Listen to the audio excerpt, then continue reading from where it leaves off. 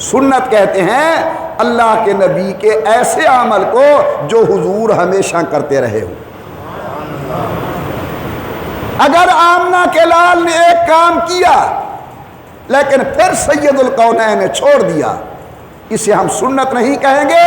سنت کہتے ہیں الطریقۃ المسلوکۃ فی الدین سواء من النبی اور من خلفاء الراشدین، اللہ کے نبی کا وہ عمل جو حضور اکرم پوری زندگی کرتے رہے ہوں۔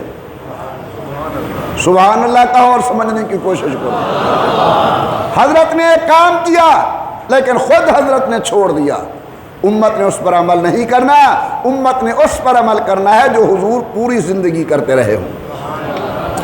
صحیح بخاری کی روایت ہے سید الکونین نے 16 مہینے یا 17 مہینے بیت المقدس کی طرف منہ کر کے نماز پڑھی۔ 16 یا 17 مہینے سید الکونین بیت المقدس کی طرف منہ کر کے نماز پڑھتے ہیں۔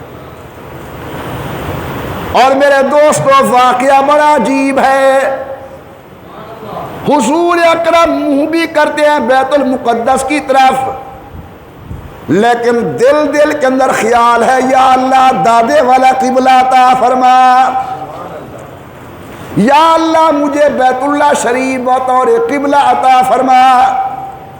امام الانبیاء بولتے نہیں، سید الکونین چہرہ اوپر کرتے ہیں۔ اللہ فرماتے قد نرا تقلب وجهك في السماء فلنولینک قبلۃ ترضاها، اے میرے محبوب آپ چہرے انور کو آسمان کی طرف اٹھاتے ہیں۔ قد نرا، ہم اپنی شان کے مطابق بے مثال آنکھوں کے ساتھ تمہیں دیکھتے ہیں۔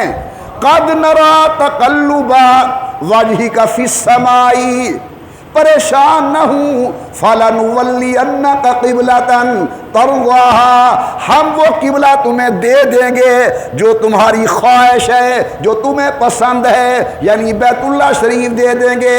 شاید حضور کے دل کے اندر یہ خیال آیا ہوگا یا اللہ کتنی دیر انتظار کرنی پڑے گی، یا اللہ انتظار کے لمحات بڑے عجیب ہوتے ہیں، بڑے ثقیل ہوتے ہیں۔ لوگ کہا کرتے ہیں الانتظار اشد من الموت، یا اللہ کتنی دیر انتظار کرنی پڑے گی۔ رحمت جوش میں آئی، میرا پیغمبر فولی وجہک شطر المسجد الحرام، میرا محبوب ہم نے آپ کو وہ قبلہ دے دیا جو آپ چاہتے تھے، اب بیت المقدس کی بجائے بیت اللہ کی طرف منہ کر کے نماز پڑھو۔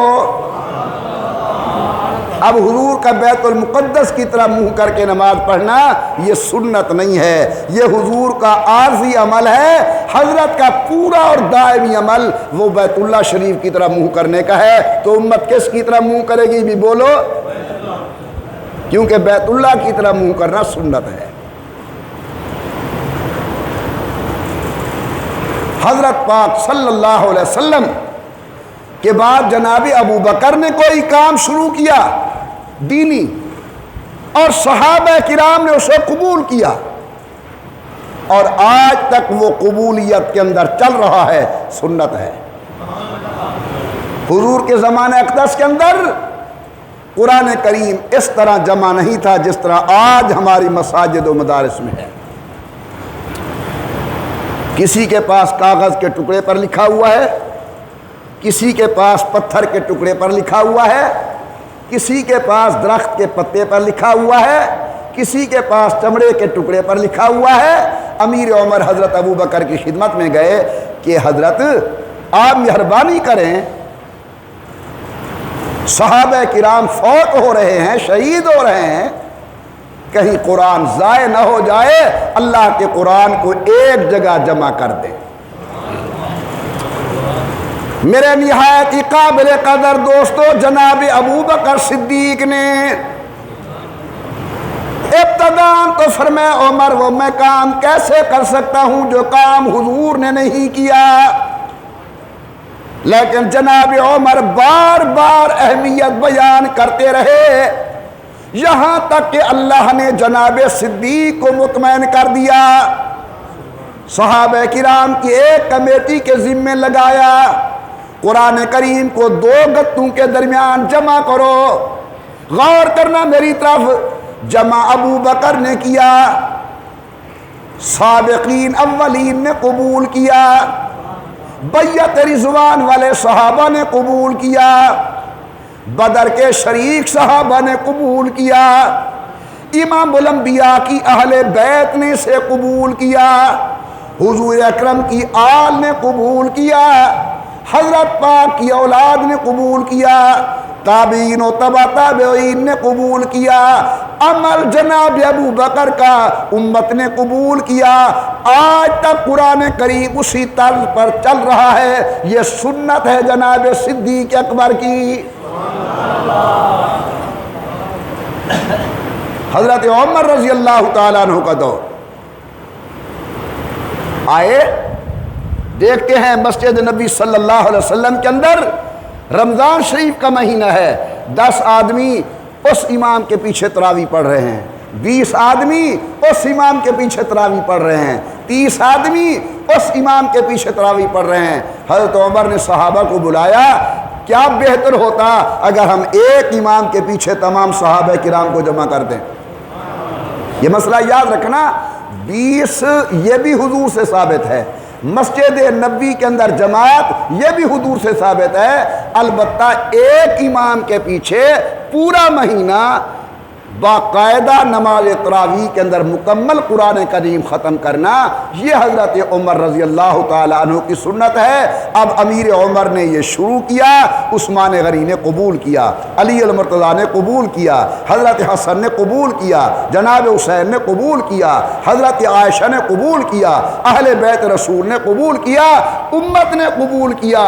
آج تک ہماری مساجد کے اندر وہ نور موجود ہے. حضرت علی تشریف لے آئے، دیکھا ایک امام کے پیچھے صحابۃ الرسول اور دیگر لوگ تراویح کی نماز پڑھ رہے ہیں، مسکرا کے فرماتے ہیں نور اللہ قبر عمر کما نور مساجدنا. اللہ عمر کی قبر کو اس طرح منور کر دے جس طرح اس نے ہماری مساجد کو منور کر دیا ہے. اب یہ حضرت عمر نے شروع کیا، آج تک چل رہا ہے یہ کام، اسے سنت کہیں گے. حضرت جناب سیدنا عثمان غنی کا دور، اللہ کی کروڑوں رحمتیں ہوں حضور کے شاگردوں پر. آمنہ کے لال کے زمانے جمعہ کی ایک اذان ہوتی تھی، حضرت آ کر بیٹھے، مؤذن نے اذان دی، آپ نے خطبہ دیا، نماز اس کے بعد. لیکن جب حضرت عثمان کا دور آیا، کاروبار تجارت بڑھ گیا، مکے مدینے سے نکل کر اسلام 44 لاکھ مربع میل تک پہنچ گیا، جماعت بڑھ گئی. حضرت عثمان نے دیکھا اب نماز جمعہ پر آنے میں ذرا سستی ہو رہی ہے. تمام کو متنبہ کرنے کے لیے، اطلاع دینے کے لیے پہلی آذان کو شروع کیا.